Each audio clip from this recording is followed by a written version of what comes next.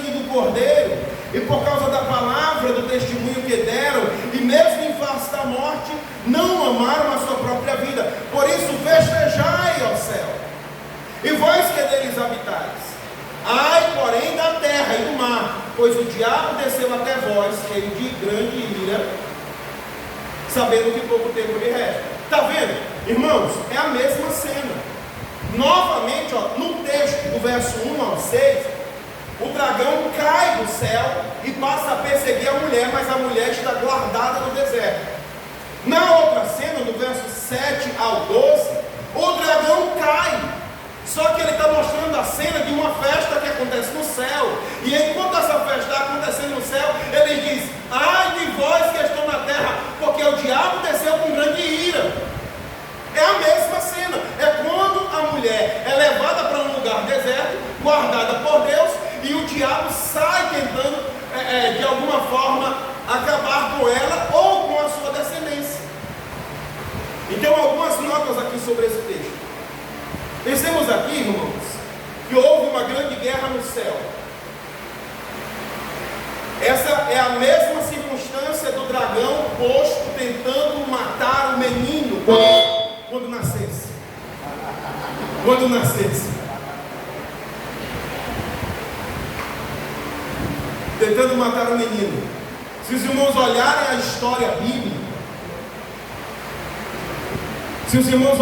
história bíblica, vão notar como os meninos em Israel eram mortos no cativeiro no Egito. E vão notar que quando o Senhor Jesus nasceu, Herodes mandou matar todas as crianças de 2 anos para baixo, na tentativa de matar a criança, mas não prevaleceu. Mas o menino foi arrebatado para o céu.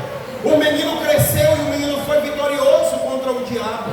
Agora perceba que na próxima cena nós temos uma guerra no céu e eles não conseguem prevalecer. Mas como acontece a derrota de Satanás, irmãos? Como acontece a derrota de Satanás? Antes de responder essa pergunta, veja qual era a função de Satanás no céu. E essa é uma outra curiosidade que esse texto nos dá, irmãos. Irmãos, o diabo, lembra do texto de Jó? Jó, no capítulo 1. E diante de Deus, no dia em que todos os filhos de Deus foram visitar o Senhor, há uma reunião solene acontecendo. E no texto, Satanás está entre aqueles anjos. E o Senhor pergunta a Satanás: de onde vens, Satanás? A pergunta é lógica, e a resposta geralmente é mal interpretada. Ele diz assim: eu venho de rodear a terra e passear por ela. Há uma linguagem ali no livro de Jó, irmão, jurídica. Não quer dizer assim, eu estava aí errante pelo mundo, vagabundando. Não é isso que ele está dizendo. Ele está dizendo assim: eu estava fazendo aquilo que é de minha competência fazer. Entendeu? Meu Deus! Rodear a terra e passear por ela, ele está dizendo: eu estava fazendo aquilo que era de minha competência fazer. Eu estava rodeando a terra e observando os filhos dos homens. Aí é um outro texto que é de difícil interpretação, porque o texto diz assim: viste o meu servo Jó. Aí Deus dá um testemunho de Jó, apresentando 7 qualidades dele, não é isso? Só que o que geralmente a gente entende é que Deus está colocando Satanás contra Jó, como se Deus estivesse suspendendo ele e colocando numa vitrine. E não é isso que está acontecendo. O problema é com o viste o meu servo Jó, que foi difícil na tradução. A ideia ali é o seguinte: porque levantou-se você contra o meu servo Jó, visto que ele é homem reto, temente a Deus, se desvia do mal. A ideia é: por que você se levantou? E como é que isso fica mais lógico?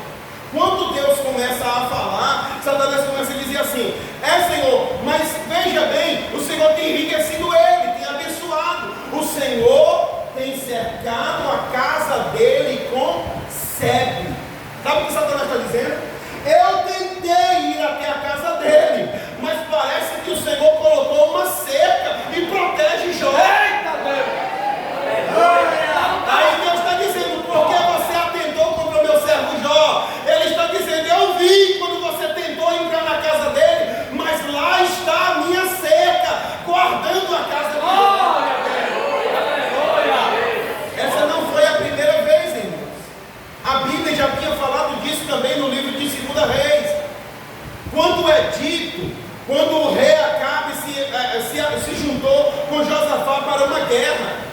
E Josafá diz assim: não há aqui profetas do Senhor para que consultemos?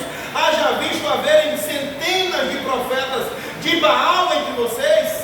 Ele disse: eu tenho um profeta aqui do Senhor, mas eu não gosto de dar moral a ele, porque ele só fala coisa ruim de mim. Aí o rei Josafá disse assim: chame o homem, vamos ouvir. Aí os profetas mentirosos vão lá na casa de Micaías. Aí quando chega na casa de Micaías, diz assim: Micaías, o rei mandou chamar você. Aí Micaías: tá bom, eu vou lá. Aí ele: peraí, Micaías, rapaz, a festa está tão bonita lá.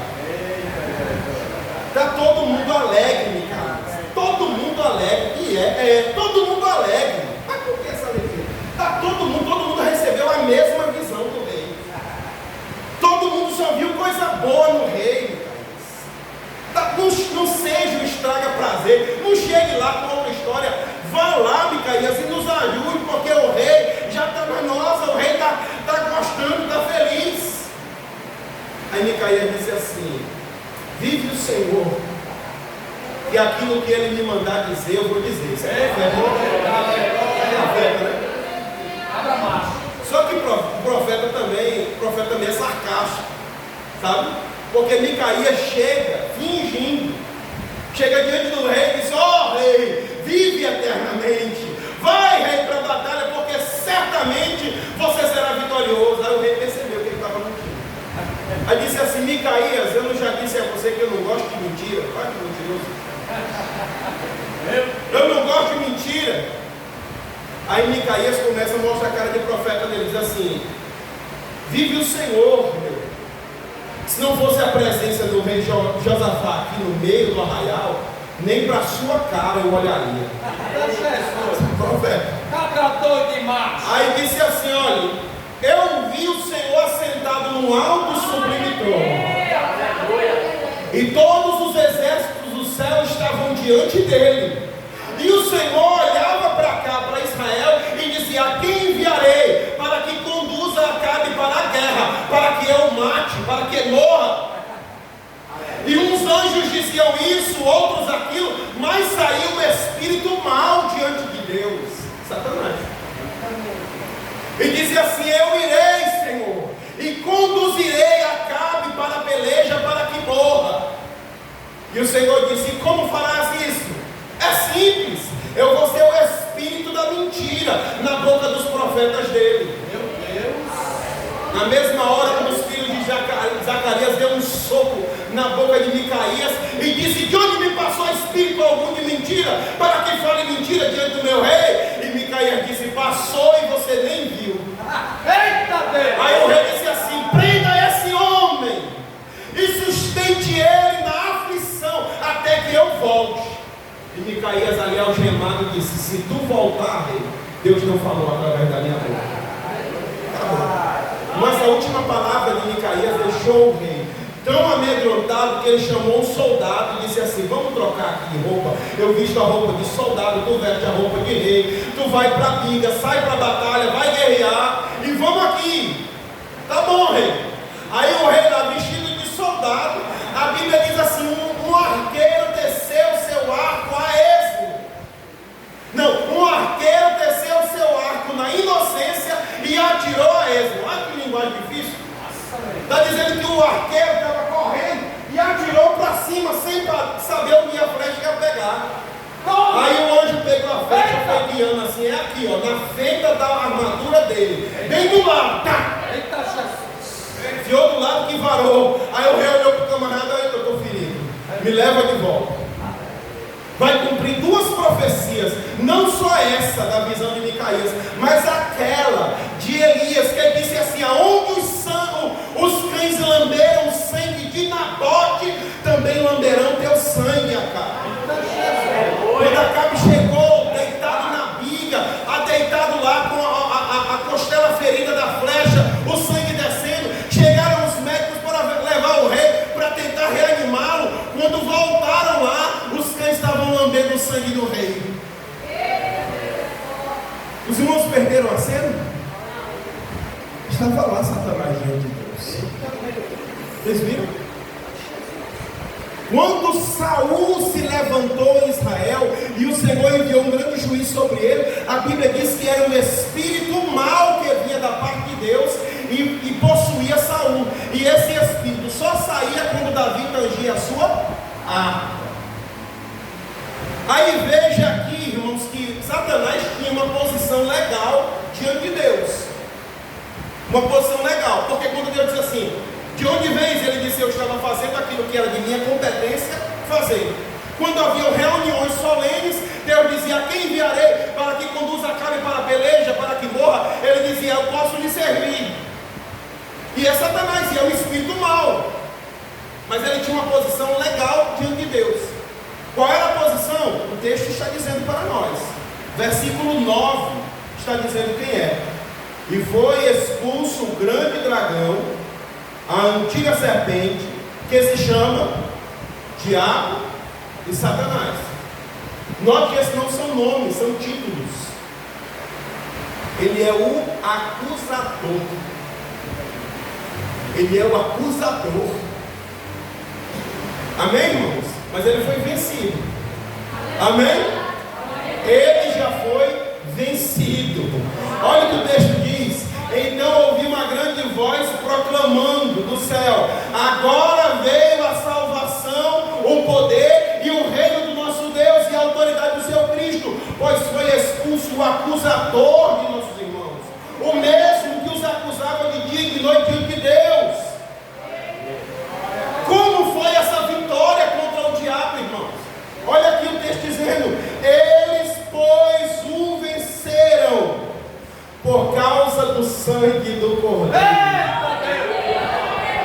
Irmãos, veja comigo Colossenses capítulo 2, versículo 15. Veja aí, irmãos, como foi essa vitória que Cristo conquistou para o seu povo.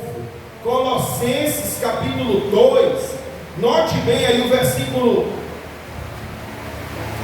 14 e 15, que diz assim: tendo cancelado o escrito de dívida que era contrário a nós e que constava de ordenanças, o qual nos era prejudicial, removeu inteiramente, encravando-o na cruz, e despojando os principados e potestades, publicamente os expôs ao desprezo, à vergonha, à humilhação, triunfando sobre eles no Calvário. Aleluia! Irmãos, só para você aplicar isso à sua vida, abre em Romanos capítulo 8, irmãos. Veja o que está aí em Romanos capítulo 8, a partir do versículo 31. Que diremos, pois, à vista dessas coisas? Se Deus é por nós, quem será contra nós? Aquele que não poupou seu próprio filho, antes por todos nós o entregou, porventura não lutará graciosamente com ele todas as coisas? Quem intentará acusação contra os eleitos de Deus? Pois é Deus quem justifica. Quem os condenará? Se é Cristo quem morreu, ou antes ressuscitou dentre os mortos, o qual está sentado à destra do trono de Deus e também intercede por nós. Eles o venceram pelo sangue do Cordeiro. João está contemplando este dragão e está vendo que é um dragão que mete medo, é um dragão voraz e poderoso, mas ele está vendo que esse dragão foi derrotado pelo menino, foi derrotado pela criança. O menino nasceu e derrotou o dragão.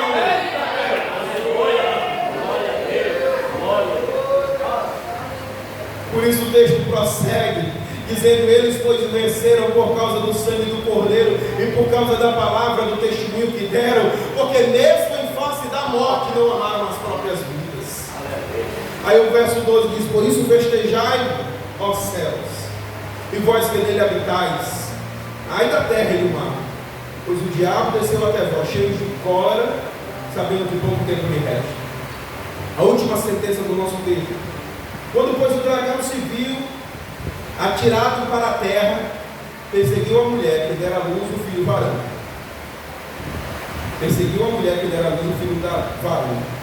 Foram dadas à mulher 2 asas como da grande águia, para que voasse até o deserto. Viu que aí o versículo 14 é o mesmo versículo 6. A mulher foi levada para o deserto, onde ela é sustentada por tempos e tempos e metade de um tempo. Aí os últimos versos diz assim: então a serpente, o dragão, que é a serpente, arrojou água de sua boca atrás da mulher, como um rio, a fim de fazer com que ela fosse arrebatada pelo rio. Parece que o dragão está colocando as nações contra a mulher, contra Israel. Está vendo? Não é isso que a gente vê, irmãos? Não é isso que a gente está vendo? Vocês viram o que aconteceu quando o Hamas invadiu Israel? Viram aquele massacre? Como foi que a mídia, a grande mídia internacional e nacional, tratou isso, irmãos? Como eles têm chamado os terroristas? Como os jovens têm lotado praças a favor da Palestina? Você tem visto isso? Você viu isso? Pessoas, multidões, irmãos. Multidões sendo orquestrada por uma mente invisível que vai manipulando as massas. As pessoas ignoram o massacre de homens, mulheres, crianças, ignoram isso. Elas querem seguir uma narrativa contra aquela nação. Quando falam a favor da Palestina, na verdade não estão a favor dos palestinos, estão a favor da extinção de uma nação, irmãos. É isso que as pessoas estão dizendo. Elas estão dizendo que querem que essa nação seja extinta. Alguns dos irmãos chegaram uma vez, irmãos, em lugares aqui, em países aqui, fora daquela região, as pessoas colocando cartazes com pessoas que foram levadas, sequestradas, desaparecidas, e haviam pessoas jovens passando, professores de universidade pegando os cartazes e rasgando. Meu Deus, porque não pode ter misericórdia por aqueles que foram sequestrados.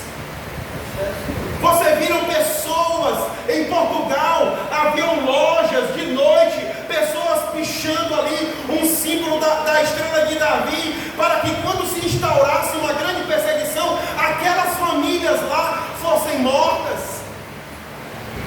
É o dragão arrojando água para destruir a mulher. Mas observe como o texto termina, irmãos. Mirou-se o dragão contra a mulher foi libertada, foi guardada por Deus, e foi pelejar com o restante de sua descendência, os que guardam os mandamentos de Deus e que têm o testemunho de Jesus Cristo. Os que guardam os mandamentos de Deus, Israel guarda os mandamentos, não é isso? E o testemunho de Jesus Cristo, Israel guarda o testemunho de Jesus Cristo. Então quem guarda os mandamentos e o testemunho? A igreja. Essa lição que nós estudamos, quando falava do espírito da Babilônia, ela falava exatamente dessa investida do dragão, ou da grande prostituta, a grande meretriz, que seduz as nações e que intenta contra o povo de Deus. Mas isso, irmãos, não é uma palavra para lhes fazer temer. Não é. Não é isso. No capítulo 4 de Apocalipse até o capítulo 11 de Apocalipse, há uma pergunta levantada para João e para toda a igreja: o que você vê?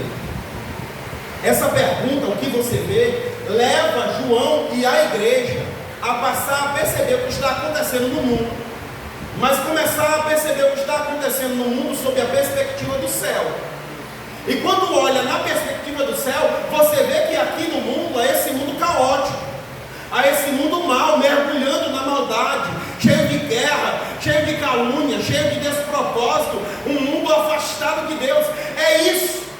Mas quando você olha a partir da perspectiva divina, você percebe que Deus está assentado no trono.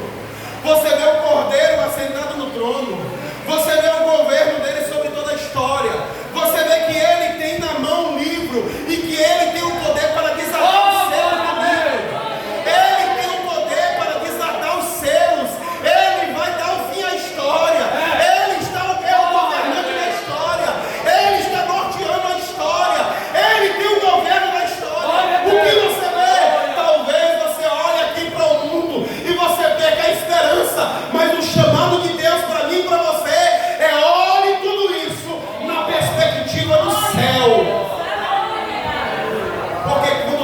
parecer perdido, irmãos, ainda há um Deus no céu que tem o controle de tudo.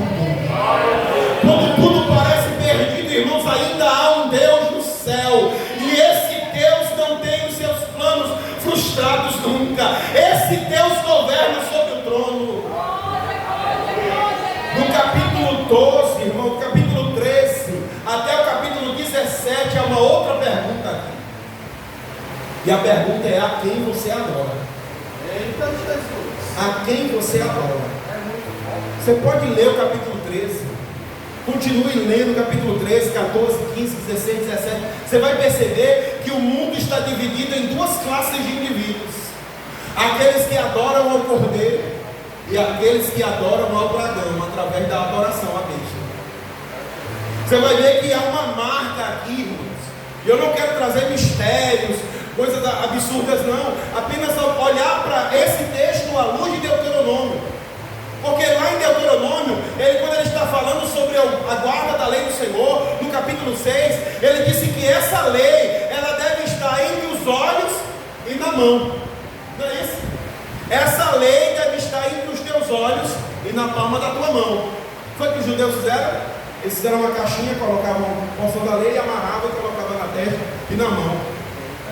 Mas quando nós percebermos direitinho, irmãos, essa marca tem muito mais a ver com aquilo que norteia meu pensamento e aquilo que norteia as minhas atitudes.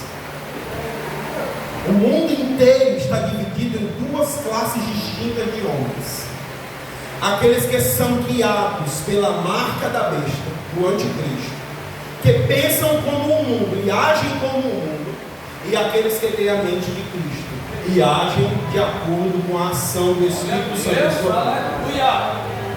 A Bíblia diz no final de Malaquias: e outra vez vereis a diferença entre o justo e o ímpio, entre o que serve a Deus e o que não serve.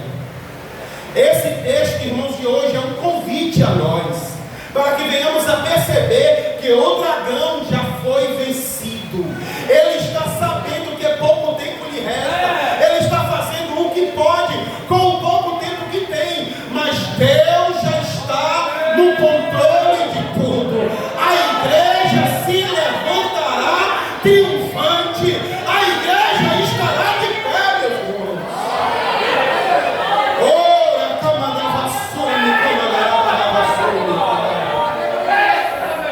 Aleluia, aleluia, aleluia, aleluia, aleluia. Você coloca aqui de pé, meus irmãos.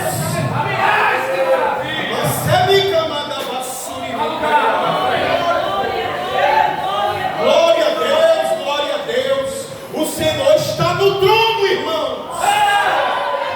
Glória a Deus para sempre. Ele sempre perdeu.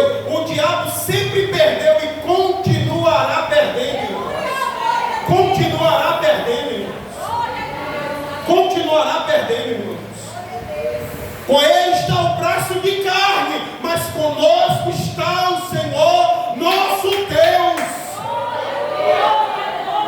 Um cristão sozinho, de joelho, é a maioria, irmãos. Isso não é frase de para-choque de caminhão, isso é a pura verdade. Um cristão sozinho, de joelho, é a maioria. Não importa, irmãos, como o mundo tem seguido o seu curso. Esse mundo tem andado, irmãos, na direção oposta ao reino de Deus. A cultura desse mundo, os ensinos desse mundo, as filosofias desse mundo estão na contramão, irmãos. Como igreja do Senhor Jesus Cristo, nós precisamos assumir uma postura reta diante de Deus. Eu vou deixar para a reflexão dos irmãos aquilo que foi deixado na nossa lição quando estudamos. Qual foi o mês? Foi o mês de julho. Mês de julho, primeiro domingo de julho, dia 2 de julho. Qual foi, irmãos, a aplicação? Em primeiro lugar, diante de tudo que você vê ao seu redor, esse mundo perverso, caótico, não negocia a ortodoxia bíblica. Ortodoxia, é correto, doxa, expressão de adoração ou de crença. A crença correta, não negocia. Não negocia as escrituras, irmãos. Não negocie, continue amando o livro. Leia esse livro todos os dias de sua vida. Leia todos os dias e medite nele todos os dias de sua vida. Adore a Deus, bendiga ao Senhor, mas viva constantemente aprendendo da santa palavra de Deus. Em segundo lugar, irmãos, forme o caráter cristão a partir da leitura do livro e da submissão à obra do Espírito Santo.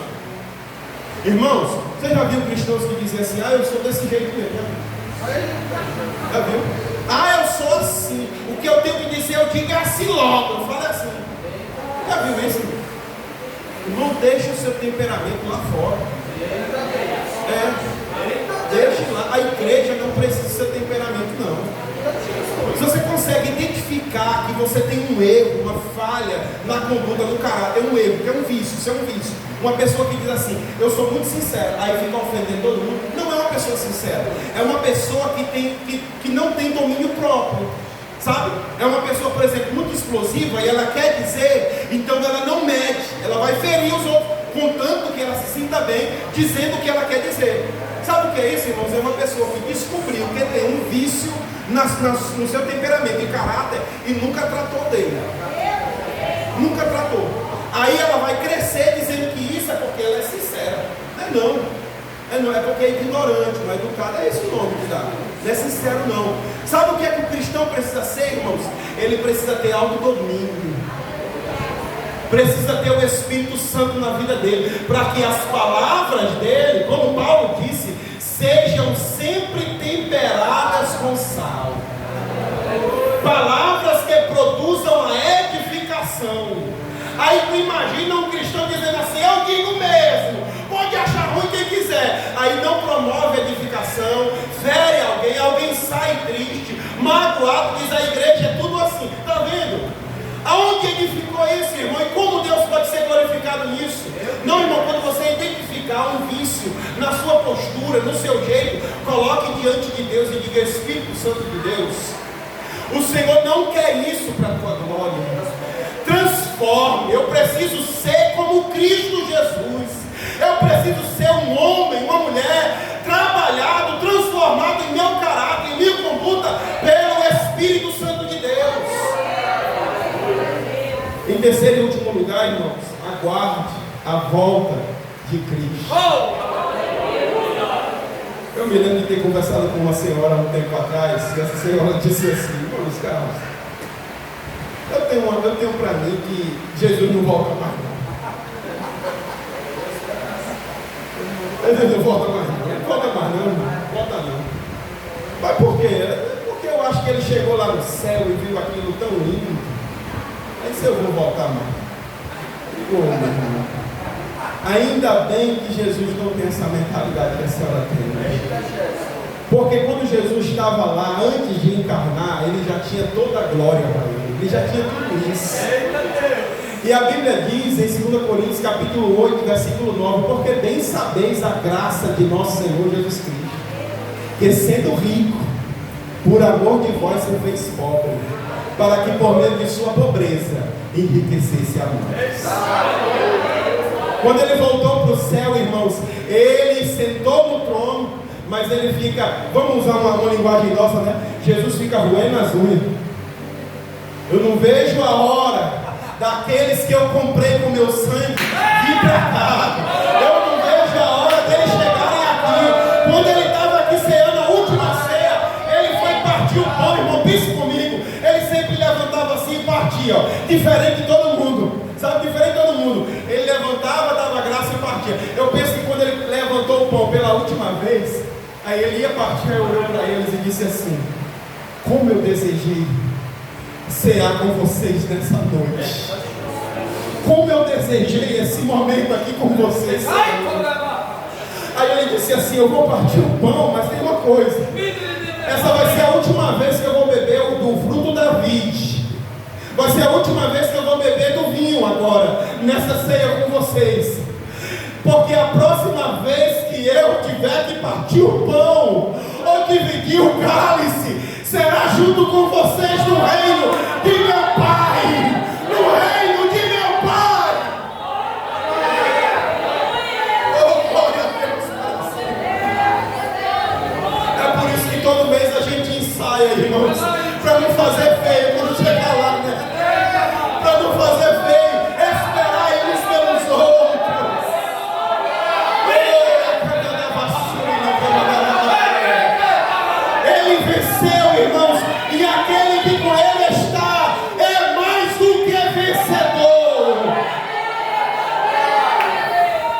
separará do amor de Cristo, irmãos? Será a tribulação, a angústia, a perseguição, a fome, a nudez, o perigo, a espada? Como está escrito, por amor de ti, Senhor, nós somos entregues à vida toda, à morte, todos os dias. Mas em todas essas coisas, somos mais do que vencedores por aquele que nos amou. Porque estou bem certo de que nem a morte, nem a vida, nem o presente, nem o porvir, nem principado, nem potestade, nem qualquer outra criatura nos poderá separar do amor de Deus que está em Cristo Jesus, nosso Senhor.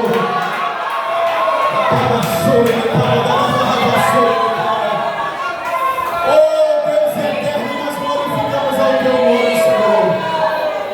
Nós glorificamos ao teu nome, meu Deus. Não precisamos temer. Não precisamos temer o futuro, meu Senhor. Eu já li a última página do Santo Livro e vai dar tudo certo. A igreja estará com o Senhor na glória para sempre. Ele enxugará dos nossos olhos toda lágrima. Não haverá mais dor, não haverá mais luto, não haverá mais morte, não haverá mais clamor, porque todas as primeiras coisas foram passadas. Deus eterno e santo, renova a tua igreja, fortalece o teu povo, ajuda-nos, meu Senhor, a andar, Senhor, mais uma milha, a andar um pouco mais, Senhor, a subir mais aquela colina e depois dela aquela outra, até chegarmos em Canaã celestial. Oh Deus, renova os corações e as vidas, perdoa os pecados e as fraquezas, auxilia o teu povo para que venhamos a crescer em tudo naquele que é o cabeça da igreja, para a glória do teu nome. Assim te oramos e te agradecemos em nome de Jesus. Amém. Deus abençoe, meu Deus.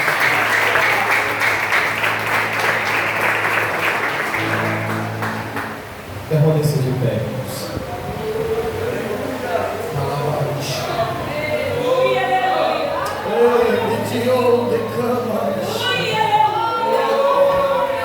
Alguém está sentindo a presença dos três, do Pai, do Filho e do Espírito Santo?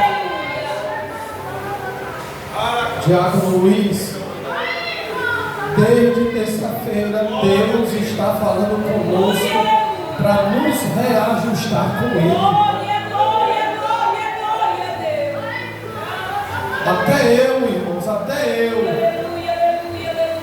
até eu estou sendo alvo dessas verdades, porque eu quero ser sim o homem de Deus hoje e sempre. Sou pastor dessa igreja, mas eu assumo que não apenas eu, mas todos nós precisamos urgentemente mudar,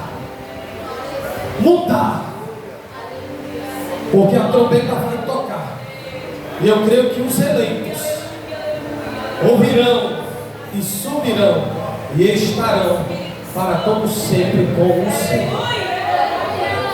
Que Deus abençoe Diácono Luiz, homem de Deus. Primeira vez que eu estou vendo pregar, o Diácono Alisson, que me indicou, amanhã ele estará aqui no encerramento. Quando o Diácono Alisson indica alguém para mim, eu assino logo, pode trazer. Porque todo bom pregador nunca indicará um mau pregador. E eu estou feliz, eu estou saindo daqui, irmão, cheio do Espírito Santo para essa palavra. Pegue na mão de alguém que está do seu lado.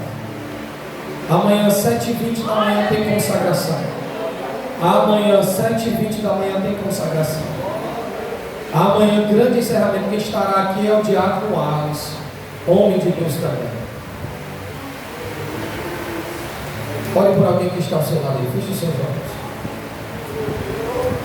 Faça uma oração por alguém que está ao seu lado. Agradeça a Deus por essa pessoa existir, essa pessoa que está do seu lado. Pode orar, irmãos. Eu estava perdido, eu estava perdido. O dragão já foi vencido pelo sangue do Cordeiro. Ah, se eu estivesse no seu lugar, já estava dando glória a Deus misturado com a glória. Ah, se as irmãs entendessem. Ah, se eu, pastor, os obreiros compreendessem isso. Que